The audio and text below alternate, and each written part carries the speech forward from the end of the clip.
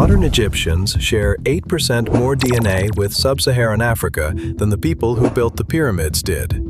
8%. Which means the ancient Egyptians, the ones who raised Giza, carved the Sphinx, invented writing, were genetically closer to populations in Anatolia and the Levant than to anyone living in Egypt today. So who were they, really? And where did they come from? The answer was locked inside a set of 4,800-year-old teeth. And in 2025, science finally opened them. In 1902, British archaeologists excavating a burial ground near a village called Nuwayrat, about 265 kilometers south of Cairo, found a skeleton curled inside a ceramic pot, knees drawn to the chest, buried in the hillside. No name, no inscription. Just a person, sealed in clay, who had been lying there for nearly 5,000 years.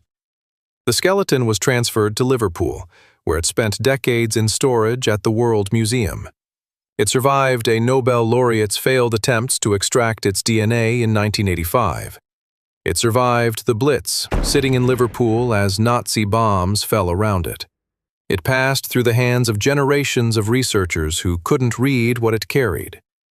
In July 2025, a team from the Francis Crick Institute and Liverpool John Moores University extracted DNA from the skeleton's teeth, specifically from the cementum, the dense tissue at the root where genetic material survives longest.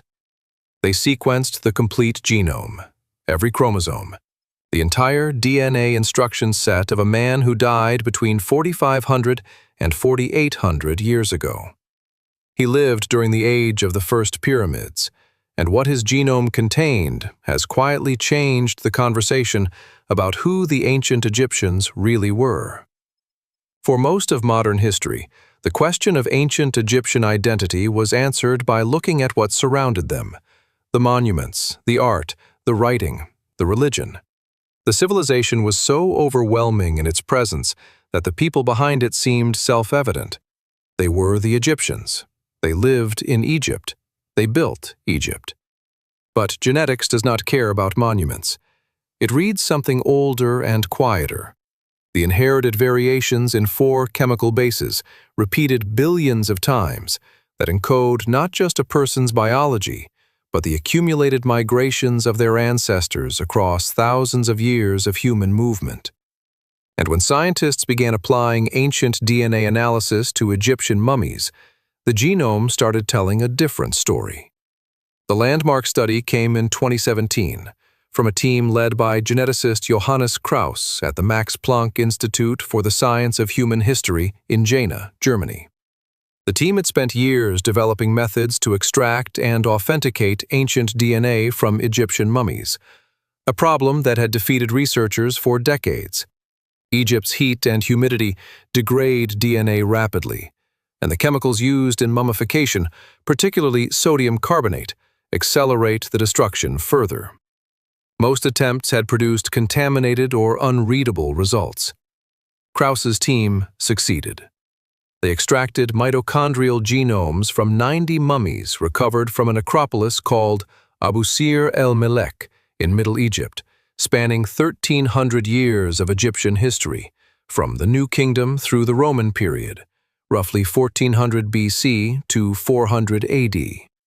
They also obtained partial nuclear genome data from 3 of the mummies, enough for population-level analysis. The results, published in Nature Communications, were precise and unexpected. The ancient Egyptians at Abu Sir el-Melek were most closely related to ancient populations in the Levant, modern-day Israel, Palestine, Lebanon, Jordan, and Syria. They also showed strong genetic affinity with Neolithic populations from Anatolia, the peninsula that forms the Asian part of modern Turkey, and with Neolithic European populations. Their genetic profile remained remarkably stable across the entire 1,300-year window of the study, through conquests by Assyrians, Nubians, Persians, Greeks, and Romans. The foreign rulers left almost no genetic trace, but the comparison with modern Egyptians revealed something more striking. Modern Egyptians carry approximately 8% more sub-Saharan African ancestry than the ancient mummies did. That component, substantial, measurable, genetically distinct, is not ancient. It arrived after the Roman period, most likely through increased trade and movement along the Nile over the last 1,500 years. The ancient Egyptians who built the temples, who wrote the hieroglyphs, who organized the labor that raised the pyramids, they were genetically different from the people who call themselves Egyptians today.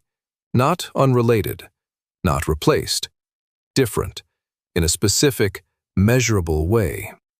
Then, in July 2025, the older boundary was crossed. For 40 years, since Fonte Pabo first attempted to extract DNA from Egyptian mummies in 1985, the same research that eventually led to his Nobel Prize for sequencing the Neanderthal genome, the oldest Egyptian DNA anyone could work with came from the Third Intermediate Period, roughly 800 BC at the earliest. Anything older seemed beyond reach. The heat was too consistent, the preservation too poor, the DNA too fragmented. The Nuweirat skeleton changed that.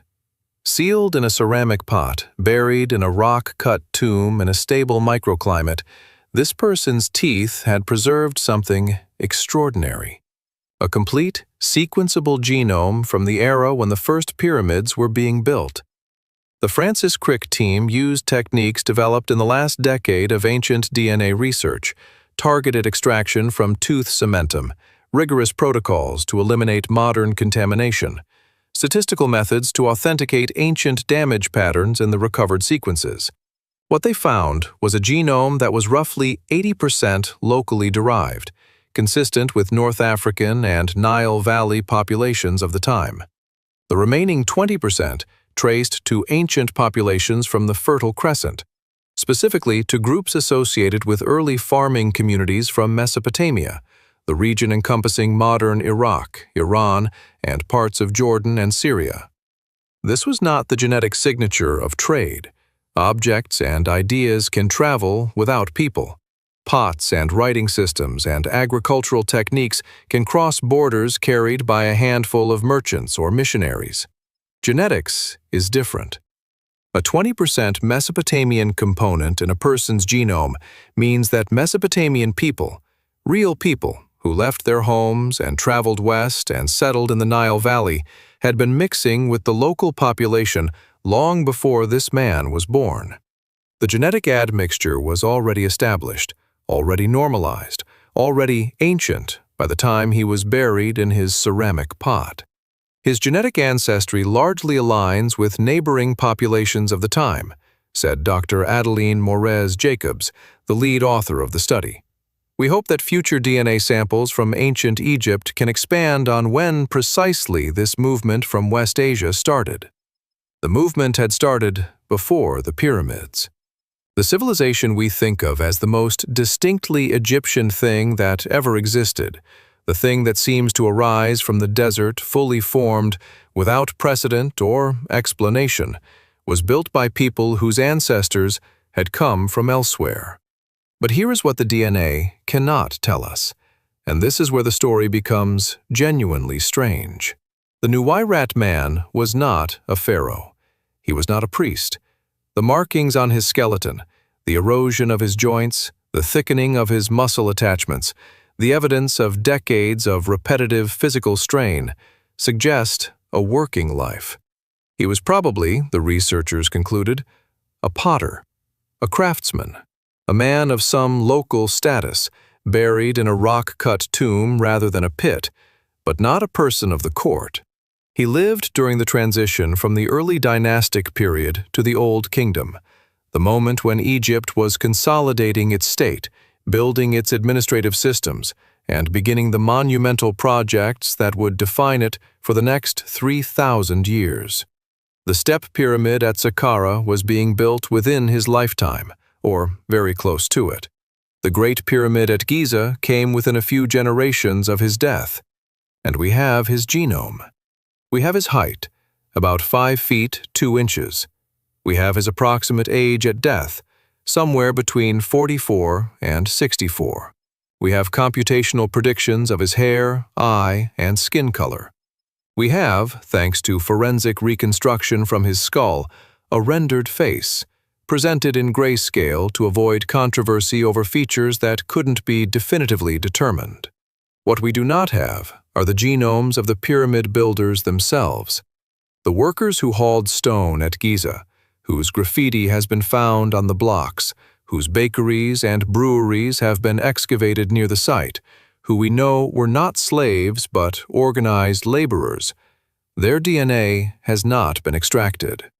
Their bones have not yet yielded what the Nuweirat man's teeth managed to preserve. In terms of who built the pyramids, said Linus Girdland Flink of the University of Aberdeen, a co-author of the 2025 study, you must have the actual workers' genomes. That work is still ahead. What the DNA record has established across the 2017 mummy study and the 2025 genome is a picture of ancient Egypt as a place that was always, from its very origins, a convergence point, a civilization that arose at the intersection of Africa and Asia, built by people who were themselves at the intersection of African and Near Eastern ancestry, in a landscape that was itself a corridor between continents. The ancient Egyptians were not invaders who replaced an earlier population. They were not a single ethnicity that appeared fully formed. They were the result of thousands of years of human movement along the Nile, across the Sinai, through the Levant and back, a blending that had been happening since the Neolithic, and that the climate of the desert had, paradoxically, helped preserve in bone and tooth long enough for us to read. The pyramids were built by this people, not by one people with one origin, but by a civilization that was already, genetically, a crossroads. And the man in the ceramic pot, the potter, the craftsman, the man with Mesopotamian great-grandparents who had never seen Mesopotamia, he was one of them. He carried the whole story in his teeth. The science could finally read it. We are only beginning to understand what it says.